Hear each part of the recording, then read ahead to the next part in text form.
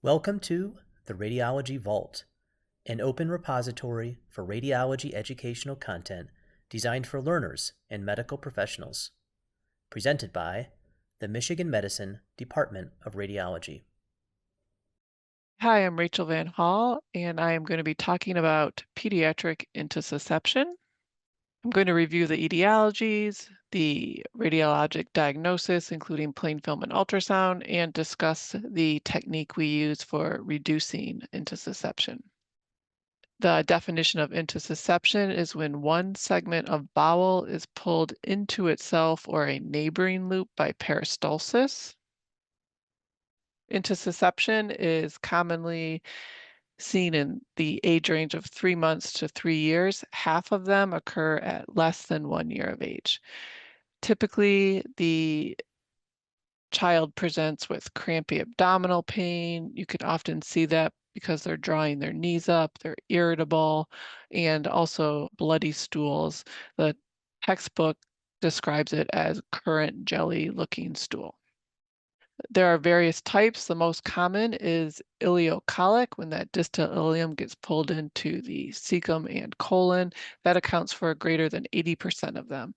That's usually a result of those lymph nodes in the right lower quadrant at Peyer's patch, creating a lead point and having that small bowel pulled in. Uncommonly, there are what we call pathologic lead points. Those are usually seen outside of the normal age range in neonates and older children, and those usually include Meckel's diverticulum, appendicitis, a duplication cyst, and rarely malignancies such as Burkitt's lymphoma. Imaging is usually done by plain film and ultrasound. On the abdominal plain film, we usually see a paucity of bowel gas, a soft tissue mass. Usually the paucity of bowel gas is in the right lower quadrant. Occasionally, if the symptoms have been there and the intussusception has been there for a while, we see a partial or complete bowel obstruction, and we oftentimes see a crescent sign. On ultrasound, you're looking for that bowel within bowel. Technologists scan all 4 quadrants, looking for that target sign and what we refer to as a sandwich sign or pseudo-kidney sign. Ultrasound is the tool used for definitive diagnosis. The sensitivity and specificity is close to 98%, and there is a very high negative predictive value. As mentioned on the previous slide, we look at all 4 quadrants, looking at bowel, looking for that sign of an intussusception. If intussusception is seen, we look for blood flow to that bowel and look for other signs of free fluid, trapped fluid within the intussusception, pneumatosis, and free fluid in the pelvis.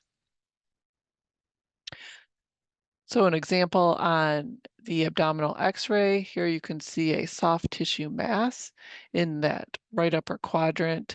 You can see that crescent sign. You can see the air in the distal colon. So the crescent sign is formed by that intussusception with the adjacent air, and you see a relative paucity of bowel gas in the right lower quadrant. On ultrasound, you see the hyperechoic core, so this increased echogenicity of that mesenteric fat that has been pulled in with the bowel, and you see the outer bowel loop, and occasionally you can see lymph nodes internally that have been pulled in. Here's another example by ultrasound, that bowel with the mesenteric fat that has been pulled into this outer bowel loop. And last, another ultrasound image. Here you can actually see the bowel loop that has been pulled in with the mesenteric fat and some small lymph nodes with that larger bowel loop that's receiving this bowel loop that has been pulled in. Again, on ultrasound, the bowel loop that is receiving the bowel loop that has been pulled in is called the intussuscepiens, and the bowel that has been pulled in is called the intussusception. In ultrasound textbooks, they refer to this as a sandwich sign. That outer bowel loop, I guess, is the bread or the bun. depending on how you eat your sandwiches, and the inner bowel loop is the layers of cheese and lettuce and meat, depending on what you've built your sandwich with. The transverse image, you'll see trapped fluid if it's there. Here again, that inner bowel loop pulled in with the outer bowel loop. So once an intussusception is diagnosed by ultrasound, an enema is usually the next line of treatment. An enema is where air or contrast is instilled through the rectum, and you try and create enough pressure to push back that bowel that has been pulled into the other loop of bowel. The procedure is discussed with the surgical team. IV fluids are given to the patient as they're usually dehydrated. And looking at the recent abdominal plain films, we proceed after we know that there has not been any bowel perforation. There are two different ways to do the intussusception reduction enema with air or fluid. It's usually whatever the radiologist feels comfortable with. The whole enema reduction can be done in a supine, so having the patient lay on their back. We usually follow the rules of threes. So if using fluid or contrast, you have the contrast bag 3 feet above the patient's table, kind of gravity helping you create pressure as the fluid goes in. You attempt multiple times and for about 3 minutes at a time, trying to create that pressure to push back that bowel. One of the most important things is the taping and the seal around the rectal tube in the patient. You don't want any of that fluid or air to leak out because that's going to counteract the pressure gradient you're creating by the fluid or contrast into the colon. So oftentimes, if you're having leakage of air or contrast, that's considered failure as you're not able to create the pressure needed to push that bowel back. Once you see reflux of contrast or air into the terminal or distal ileum, you have successfully reduced the intussusception, and studies have shown that there are similar successes with contrast or air reduction. There is a small risk of perforation during reduction. It's less than 1%, about 0.8%.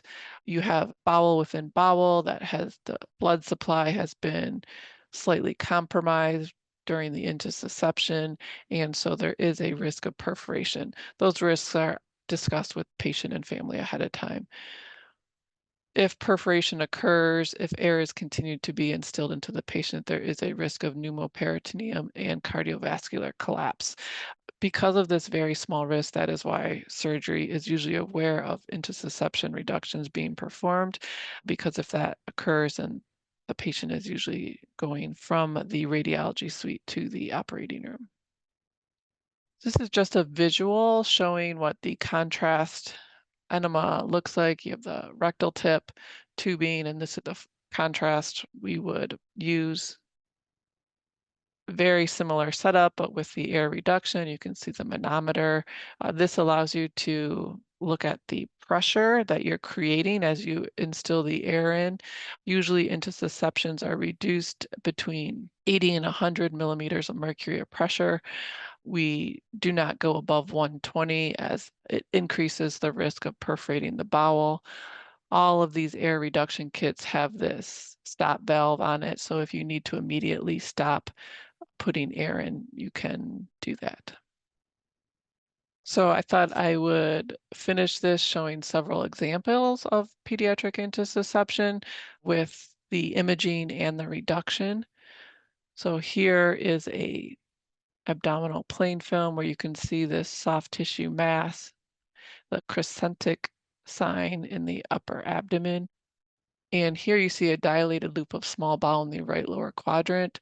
So this suggests ileus or partial obstruction. So this has been slightly longer standing. Another plain film where you see a soft tissue mass in the upper abdomen. There's just some trickles of air around this soft tissue mass. Here, this soft tissue mass in the right upper quadrant looks more spherical. It doesn't conform to any normal anatomy of like kidney, liver, so you know that this is most likely a soft tissue mass. And given the appropriate clinical presentation, you can assume this is the intussusception. This is an image from a contrast enema reduction. So here you can see the contrast coming from the rectum, sigmoid colon, through the transverse colon, and as it reaches the distal transverse colon, the filling defect of that small bowel, that valvulae convolente, is being pushed back. Here's another contrast enema, filling defect being the bowel and the ascending colon. Similar finding here. This contrast enema, you can see that the intussusception that got pulled all the way over to the descending colon. And so the pressure gradient you'd have to create to push this intussusception back is from the descending colon all the way over to the ileocecal valve. Here's an example of an air reduction. You can see air has been instilled through the colon distally. As it reached the right upper quadrant, you can see the soft tissue mass with just a small amount of air around it where the intussusception is. Subsequent imaging showing it's being pushed from that right upper quadrant more into the ascending colon. And finally, you've lost it and the air has now filled the distal terminal because you've pushed that small bowel back through that ileocecal valve to its normal home into the right lower quadrant. Ultrasound showing it intussusception, the mesenteric fat, the outer colon wall. Here it is, the air enema in the ascending colon. Here it is at the ileocecal valve, and then you can tell that it's reduced. And just to finish up, I wanted to show one case of a pathological lead point. So occasionally when doing the ultrasound, you can see a cause that's not just normal lymph nodes. And here in this case, in the left lower quadrant, we see two hypoechoic structures with through transmission that are cystic. And you can see this mesenteric fat, this outer bowel loop.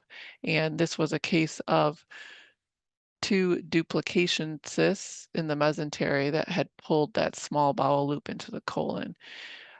In this particular case, the surgical team did ask us, because it was in the left lower quadrant, to attempt an enema to push the bowel of the intussusception back as close into the ascending colon as we could.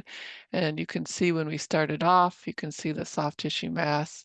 Here it's up near the splenic flexure. And here it is in the right lower quadrant in the region of the cecum.